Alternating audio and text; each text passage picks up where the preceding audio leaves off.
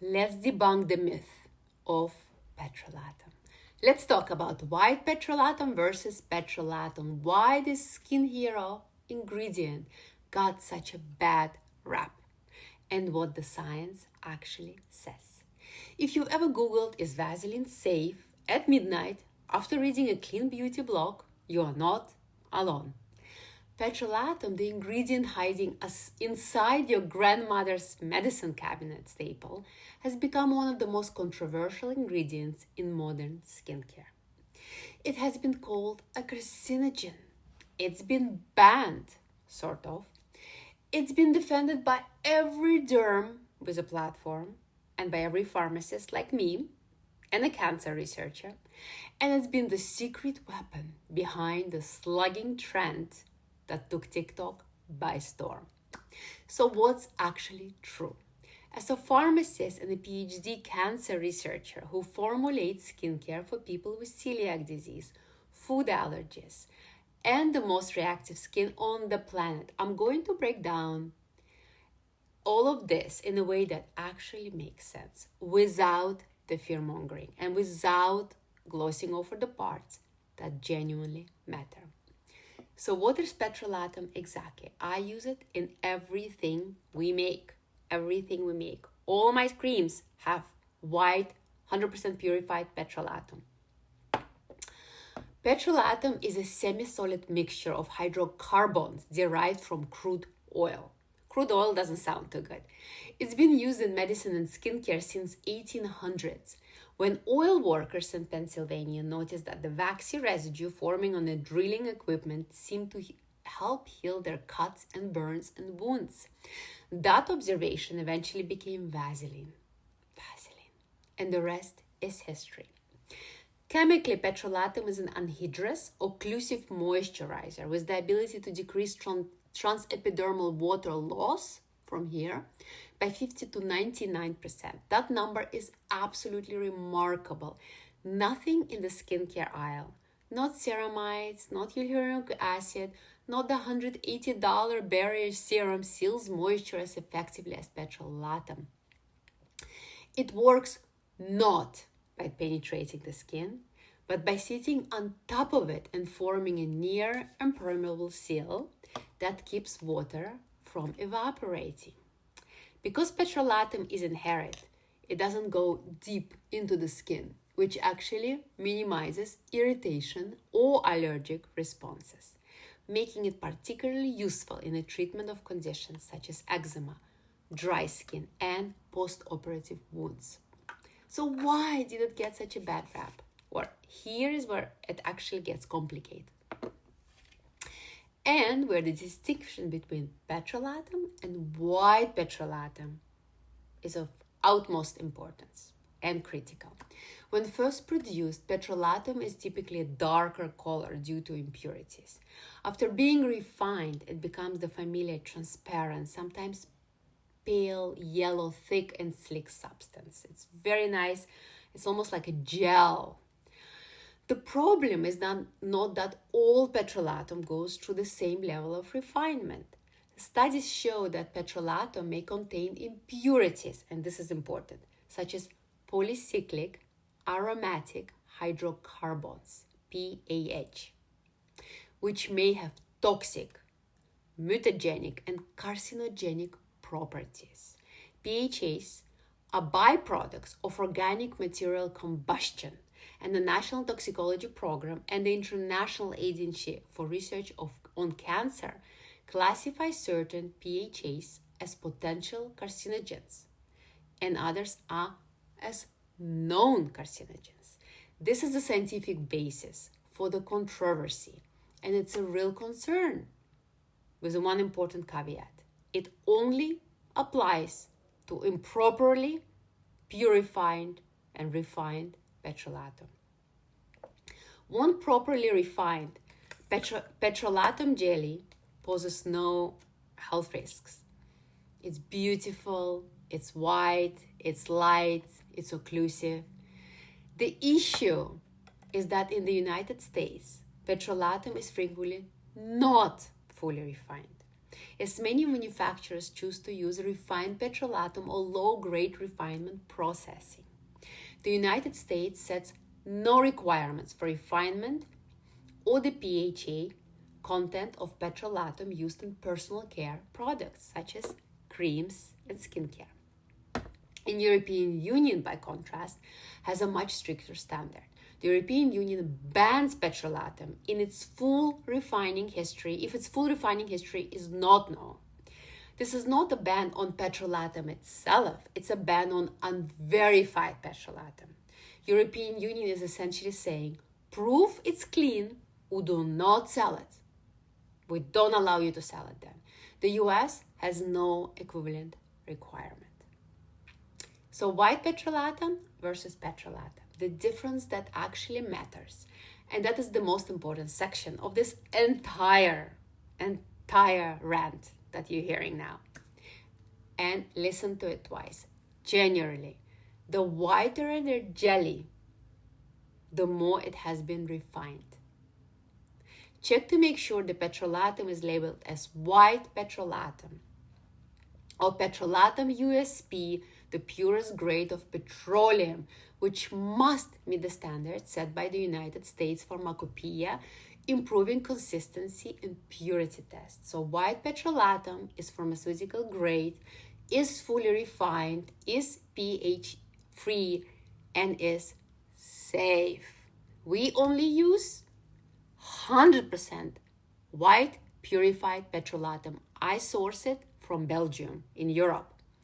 Plain petrolatum on an ingredient label.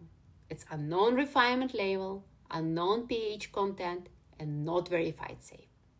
Pharmaceutical grade petrolatum is very pure and is safe as per skin specialists as well as regulatory agencies such as US, FDA, and EMA, European Medicines Agency. This is the grade used in prescription ointments, wound care, and hospital settings. It has been used on burn patients, newborn, and post-surgical wounds for decades. The ingredient itself is not the villain. The regulatory cap that allows unrefined versions to be sold without disclosure is. That's the gap. When you see just petrolatum listed in a drugstore body lotion or lip balm, and there is no clarification that it is the white, 100% purified petrolatum or USP grade, you generally do not know what level of refinement you are getting. And that is definitely worth knowing. So what about suffocating your skin myth? One of the most persistent myths about petrolatum is that it suffocates skin. That by creating an occlusive barrier, it prevents the skin from breathing and damages the skin barrier over time. That's not how psychology works.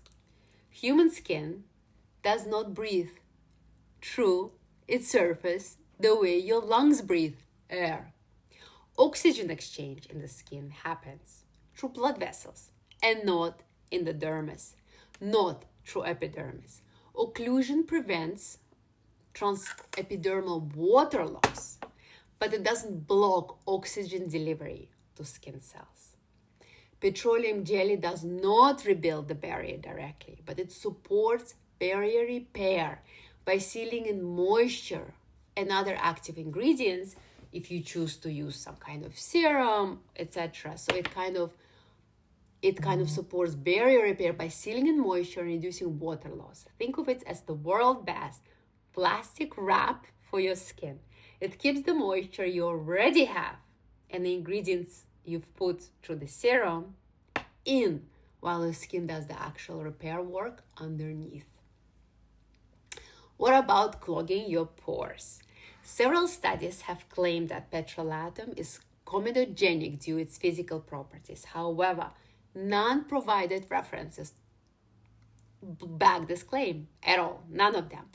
That original study that suggested comedogenicity used continuous application under occlusion, conditions that don't reflect normal use, and a subsequent study by the same authors actually reported an improvement in acne with petrolatum use.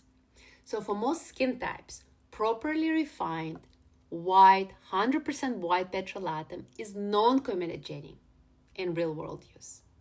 The exception is if you have very severe acne-prone skin with active breakouts, heavy occlusion, heavy occlusive application on oily areas is generally not recommended. Not because petrolatum causes acne, but because any heavy occlusive or for active breakout can trap bacteria locally and make that inflammation even worse. Let's talk about slugging, the TikTok trend with actual science behind it. So petrolatum, more commonly called petroleum jelly, has burst back into popular favor due to slugging trend and pursuit of glass skin radiance. This drugstore affordable dermatologist-approved occlusive creates a nearly impermeable barrier, basically like boom, keeps everything in, and it traps moisture, cuts transepidermal water loss so water stays in, and heals a broken skin barrier, making it a true hero for eczema relief, post-procedure recovery, and dry winter skin. So slugging is applying a thin layer of petrolatum or like really heavy cream as the final step in your nightmare routine. And it's one of the few viral skincare trends that holds up to scientific scrutiny, actually. The logic is very sound. You apply your active and moisturizer with all the active, then you seal everything with a very occlusive layer of petrolatum. Your skin spends the night absorbing all of those actives rather than losing them, losing moisture and their active. Slugging can be very helpful for skin that's very dry or very irritated or prone to conditions like eczema, especially in colder and drier environments. For people with sensitive or reactive skin, white petrolatum is often one of the safest occlusives available. It has no fragrance, no preservatives, no water, which means no preservatives even needed, and an extremely low allergen profile. It's a miracle ingredient. The bottom line for allergy-prone and sensitive skin is for people with celiac disease, food allergies, eczema, or reactive skin, properly refined white petrolatum is one of the most well-tolerated skincare ingredients in existence. Yes. Petrolatum is a very useful moisturizer for individuals with sensitive or sensitized skin because it does not cause burning or stinging when applied. It has a very low allergenic potential and does not have potentially allergic preservatives that you would have to add in a water-based formulation. The rules are very simple. Look for 100% white, purified petrolatum or petrolatum USP or pharmaceutical-grade petrolatum. These terms signal full refinement and PAH-free status. Be cautious though. Plain petrolatum with no grade designation, especially in products sold only in US market from brands that don't disclose their refining standards. You have to skip it. If you have severely acne-prone skin and concerned about heavy occlusives or for active breakouts, or if you have a known sensitivity to petroleum-derived products, rare, but it is documented. At Epilinks, every ingredient we use is evaluated at pharmaceutical standard because for our community, probably fine is not good enough. If you are looking for barrier repair products that use only verified allergen-tested ingredients, please explore our collection or write to me because we're all about full transparency about each and every ingredient and its derivatives that we use. Please comment what you would like to hear next. Please don't forget to like and follow me. Thank you.